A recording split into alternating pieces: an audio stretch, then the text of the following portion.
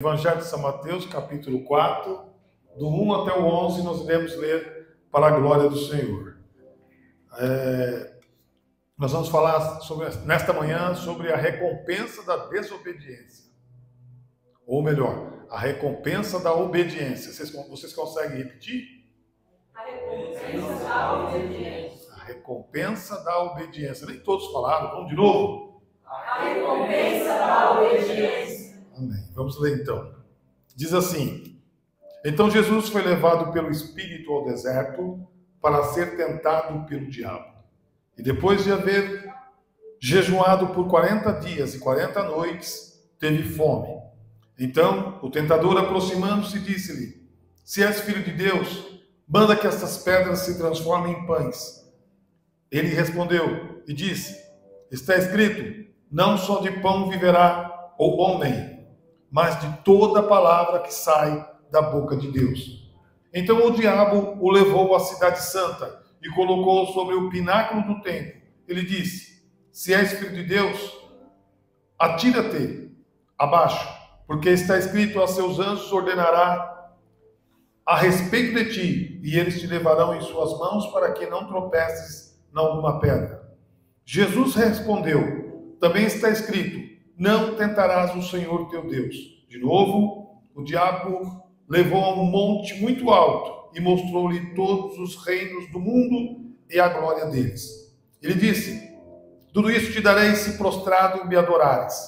Então Jesus lhe ordenou: Retira-te, Satanás, porque está escrito: ao Senhor teu Deus adorarás, só a ele servirás. Então o deixou o diabo, e eis que se achegaram anjos e o serviram. Amém? Amém. Diga assim: Senhor Jesus, fala comigo, pois eu preciso ouvir a tua voz. Fala ao meu coração, fala ao meu intelecto, fala ao meu entendimento. Jesus, a obra é tua, a palavra é tua, então manifesta o profundo na minha vida. Amém. Bem, nós vemos que existiu muitos personagens bíblicos que tiveram recompensas por suas desobediências. Começamos por um personagem chamado Adão. Nós pagamos hoje, sofremos consequências por causa de Adão. Vemos outros personagens também como Sansão, nazireu, escolhido por Deus, não podia passar navalha sobre a sua cabeça, ou sobre o seu cabelo, melhor, mas ele desobedeceu, não ouviu os conselhos dos seus pais e juntou-se com uma mulher pagã, e as consequências vieram. Então, a recompensa da desobediência é grave. E a recompensa da obediência? Eu tenho certeza que é muito melhor. Vocês concordam ou não? Amém. Sim ou sim? A recompensa da obediência é muito melhor. Então, o que nós vemos aqui? Jesus foi levado para o deserto para 3 desafios como tentações. 3 tentações, mas como desafio. Primeiro eu quero dizer para vocês que a tentação ela faz parte do processo para que nós possamos crescer espiritual. E o que nós encontramos no deserto em primeiro lugar? Escassez. Escassez de alimento, escassez de chuva, escassez até do próprio ar. É totalmente diferente. E o que nós vemos? O que o deserto representa? O deserto representa solidão. O deserto representa também escassez. Por qual motivo a escassez? Porque muitas vezes nós passamos por algum processo e nós não entendemos. A Bia esses dias passou por um processo. Mas qualquer um de nós pode passar por um processo que nós às vezes não entendemos. E nós questionamos e refutamos Deus porque nós não entendemos o processo. Aí eu fiquei pensando, qual é a definição de ser tentado? Tentar, em grego, em hebraico, quer dizer peraizó, que em outras palavras é testar. Então Deus nos testa. Quem já foi testado por Deus? Quem já foi testado por Deus? Quando nós somos testados por Deus, você pode falar com propriedade: eu não sei se ia suportar, eu não sei se ia aguentar. E enquanto o adversário tenta fazer nos cair, ou eu ou você a cair, Deus está nos preparando a nossa vitória. Diga: Deus está preparando a minha vitória. Deus está preparando a minha vitória. Por que Deus faz isso? Porque Ele usa essas situações para aumentar ou nos fortalecer na fé. Sim? Deus usa situações dentro do processo, no deserto, cheio de escassez, de solidão, para nos fortalecer na fé. Quando nós enfrentamos tempos difíceis e solidão, é semelhante a Jesus no deserto. Basta você lembrar de Jesus, o que Jesus passou, os 3 desafios que nós vamos mencionar daqui a pouquinho que Jesus passou. Será que todas as pessoas estão aptas ou preparadas para passar pelo deserto que Jesus passou? É um processo.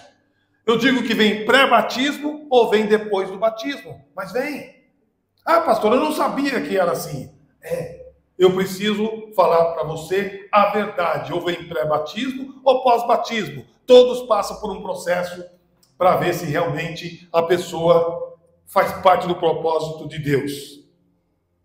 Amém? Amém. Por quê? Porque lá na frente, Deus está preparando um propósito maior. E outra coisa, o que o deserto nos ensina? O que o deserto nos mostra? A depender de Deus, a dependência de Deus. Eu gosto de pegar a fala da irmã ali, porque ela ficou lá no hospital, sofrendo pela idade dela, mas que turbulência passou na cabeça dela? Será que Deus está comigo? Nós que somos veteranos é diferente, mas os jovens que têm a mente cheia de turbulência, o que passa pela cabeça do jovem? Será que a luta de quem é mais veterano é semelhante de quem a vida é jovem? Sim, é a mesma luta. Só que a sensação que se vê ou que se percebe que a luta é maior para os jovens. Não é. A luta ou o processo é para todos. Amém? O processo de deserto, de escassez, de solidão é para todos. Independente. Tem pessoas que o deserto é com o filho. Tem pessoas que o deserto é com o marido. Ou com a esposa. Mas tudo isso faz parte do processo. Aí nós entramos no primeiro desafio. Primeiro desafio de teste. Jesus estava 40 dias e 40 noites sem se alimentar. A necessidade fisiológica dele estava altíssima. Ele precisaria comer. Ele precisaria se alimentar. Então o que acontece? Aparece lá a entidade e fala para ele: transforma esses pães, essas pedras em pães. Automaticamente ele sabia da necessidade de Jesus. Mas o adversário faz o quê? Ele desafiou Cristo para que ele transformasse a pedra em pães. Ele queria explorar a fome de Jesus ou a necessidade de comer dentro desse período de 40 dias e 40 noites. Nós já ficamos... Tem gente que fica meio dia sem comer, já fica com tontura. Tem gente que fica meio dia sem comer, parece que vai fazer um exame de sangue, quer morrer. Tem gente que fica até 9 horas ou 3 horas, já fica, minha cabeça está doendo. Imagina Jesus ter passado 40 dias, 40 noites, sem se alimentar, sem tomar água ou sem tomar líquido nenhum, numa solidão de nada e num deserto, sem ninguém, sem amigos, sem nada. Se a sua solidão ou o seu processo é maior que o de Cristo, eu duvido. Eu ainda duvido o processo dele foi maior. Vamos prosseguir. Jesus, dentro da necessidade física, ele deveria satisfazer a sua própria fome com um milagre. Era isso que era para acontecer. As pedras estão ali, ele podia ter se satisfeito com um milagre. Mas se ele tivesse executado o milagre, ele estaria dando ouvido a alguém que não é Deus, que queria se assemelhar a Deus, que queria dar ordem. E muitas das vezes a nossa sensibilidade não está pronta para ouvir a voz de Deus. Alguns sim, outros não. Não sabem decifrar ou discernir da onde vem a voz de Deus. A voz do maligno fala, vai embora, sai de casa.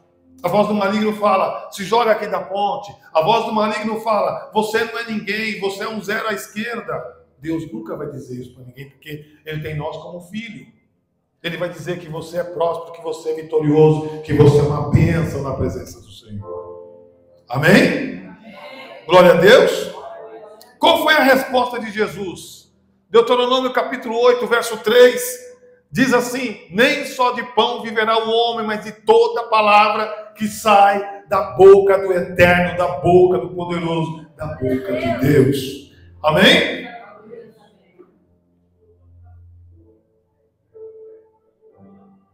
Às vezes, nós esperamos uma resposta imediata, e a resposta imediata é fast food. O que é fast food? Comida rápida, é isso? Pratos rápidos. Nós somos assim hoje, nós queremos tudo rápido. Jesus, será que tinha a possibilidade de fazer o fast food? Tinha, porque Ele é Deus, Ele é o Senhor, então Ele podia fazer um fast food. Não, eu quero aqui agora um X-salada. Eu quero aqui agora um X-tudo. Isso é pro Arthur. Eu quero aqui agora uma pizza. Ele tinha condições de pedir. Eu quero aqui um à la carte. O que é à la carte? Carne, picanha, contrafilé. Não vou ficar com vontade não. Alcatra, eu quero. Ele tinha todas essas possibilidades de comer isso. Mas ele fez? Não, porque ele estaria obedecendo a voz daquela entidade. Que muitas vezes as pessoas falam com muita força o nome dele. Eu troquei o texto por adversário, porque eu não quero ficar falando o nome dele. Porque eu não quero chamar ele para mim. Tudo que você fala, você chama. E eu quero falar só no nome de Jesus. Às vezes você fala, não, porque se o diabo pudesse ouvir o quantos crentes falam o nome dele, eu não sei o que seria. Tudo para os crentes é o diabo. É o diabo. É o diabo. Começa a falar, não, sou de Jesus. Você vai ver como vai ser diferente. Amém? Amém. Então ele respondeu, não só de pão viverá o homem, mas de toda palavra.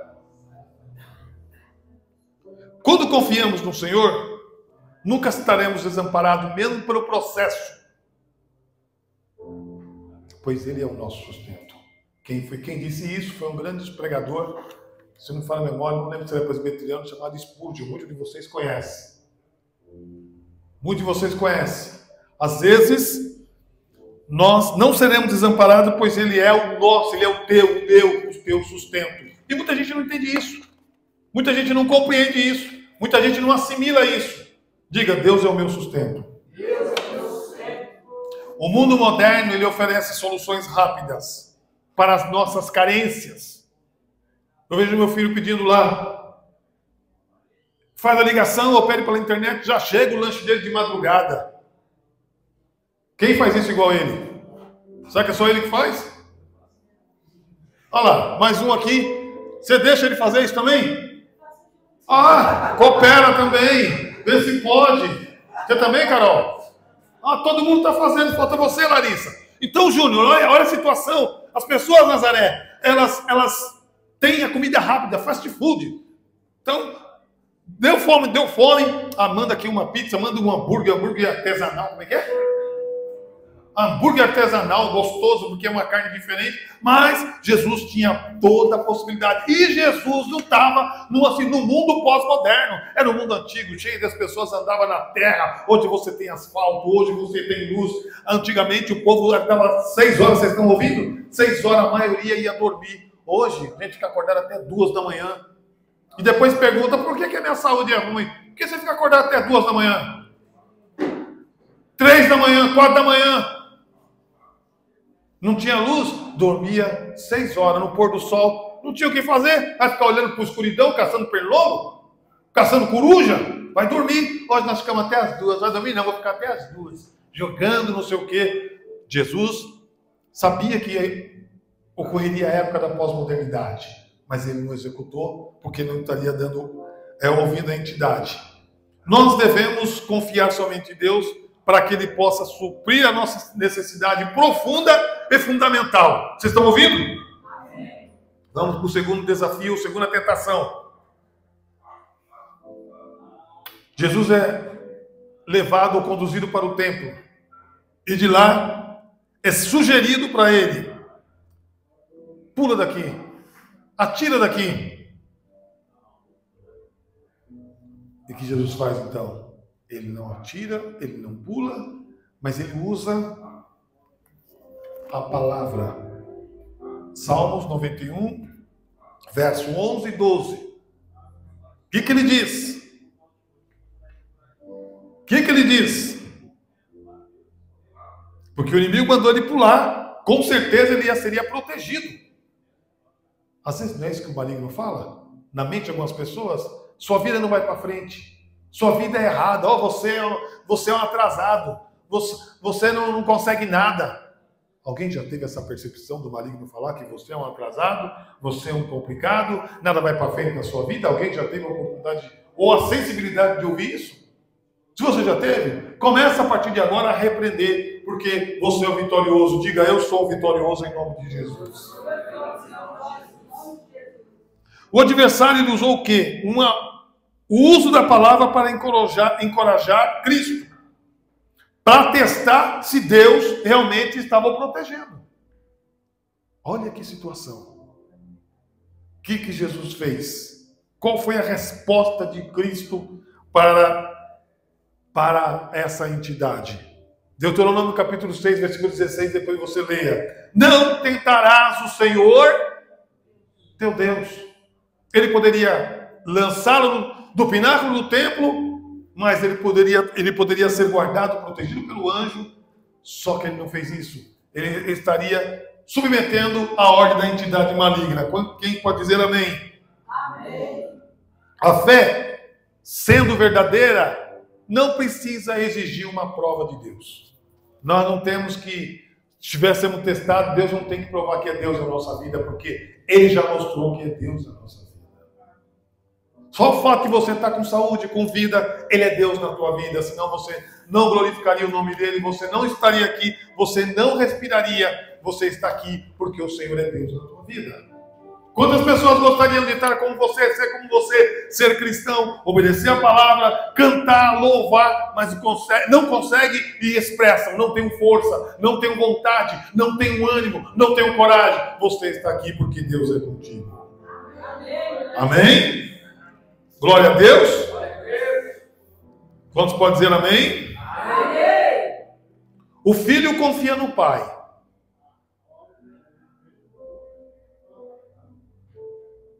E muitas vezes ele exige prova do seu amor.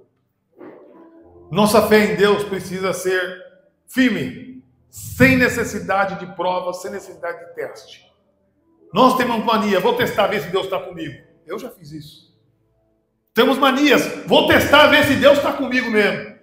Se Ele estiver comigo, algo vai acontecer, algo vai ocorrer. Deus não precisa provar nada para nós, porque Ele já é conosco. Façamos o homem à sua imagem. Então Deus está dentro de você. Deus está com você. Se você não chama por Ele, por a entidade maligna do diabo, Deus está com você. Não tem que temer. A Bíblia fala assim: Deus que vos dou autoridade para pisar serpentes. Simbolicamente, representativamente é o diabo. Então você pode repreender ele, porque Deus é com você. Diga: Deus é comigo. Vamos para o terceiro desafio. Terceiro desafio, ou terceira teste que Jesus vai passar. O adversário oferece a Cristo todos os reinos do mundo. Do versículo 8 até o 10. Se ele resolver adorá-lo, oferece todos os reinos do mundo.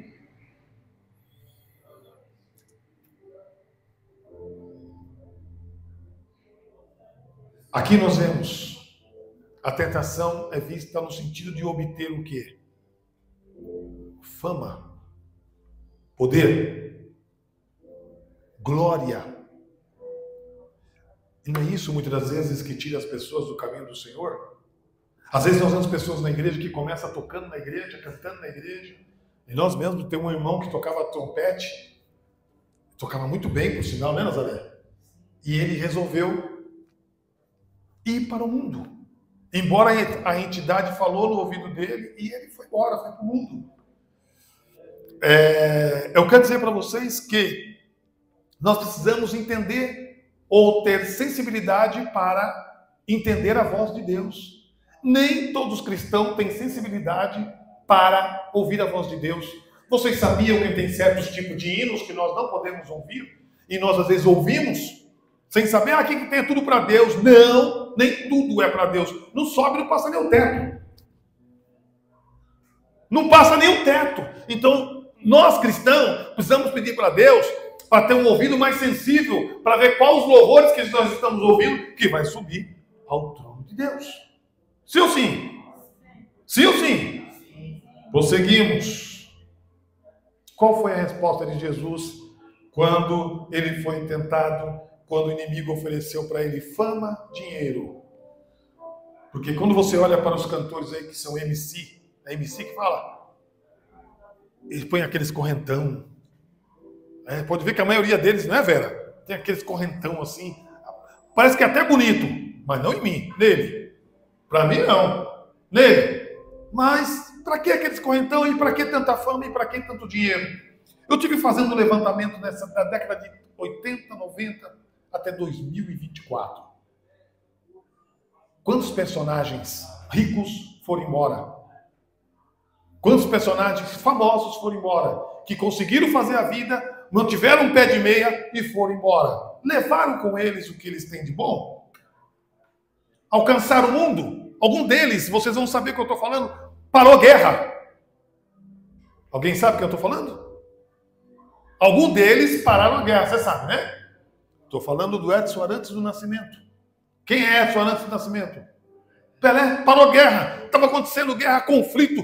Ele chegar no país, a guerra encerrou. Mas ele não está entre nós mais. Outros começou vendendo como camelô. Chegou o ápice. Estou falando da família Abravanel. Chegou o ápice, mas hoje não está entre nós. Por quê? Porque eu quero dizer que tudo passa. E a resposta de Jesus é muito coerente quando ele fala: ao Senhor teu Deus adorarás e a Ele servirás. Então, quando se diz assim que morre-se uma vez ou segue o seu juízo, ou que a vida continua, porque as pessoas dizem, morre, acabou. Não acabou, não. O nosso espírito vai para Deus, o nosso espírito continua para o Senhor. Amém? Para nós concluirmos, só Deus é digno de toda adoração e fidelidade. Então eu disse para você que o tema seria a recompensa da obediência. Qual é a recompensa? Uma pergunta para você refletir. Qual é a recompensa da obediência? Porque da desobediência eu já falei. Qual é a recompensa da obediência? É ir morar com Jesus no céu. É ir servir ao Senhor. É ter a vida eterna. É ter uma vida de paz. É ter uma vida onde você vai ter o privilégio de exemplificar, de ver como Adão e Eva eram antes de eles caírem, antes de eles escorregarem. Porque Adão, como Eva, ficaram com a imagem decaída, porque eles pecaram. Mas como eram eles, ou eram ambos antes? Era cheio de algo da parte de Deus? Era tão bom para eles quanto para nós? Não, nós estamos pagando o preço devido à desobediência, e a recompensa da desobediência foi: trabalharás com o teu próprio suor. Não foi isso que Deus falou para Adão? Vai trabalhar com o teu próprio suor, vai ter uma vida sofrida, vai levantar, vai carregar peso. Hoje nós paulistanos não queremos trabalhar e pegar mais peso. Logo, logo não vai ter nem quase profissão de pedreiro, porque pedreiro vai ser uma função que paga muito e as pessoas não querem serviço braçal. Porém, a Bíblia está dizendo que trabalharás com o seu próprio suor, com dificuldade, penando. Pode dizer que a gente chega em casa, pega as conduções cheias aí, parece que você já trabalhou dentro da condução, quando chega no trabalho, é ou não é? Sim ou sim? Só que lá no céu não vai ser assim. A recompensa vai ser diferente, vai ser tudodebom.com. Amém? Deus te abençoe em nome de Jesus.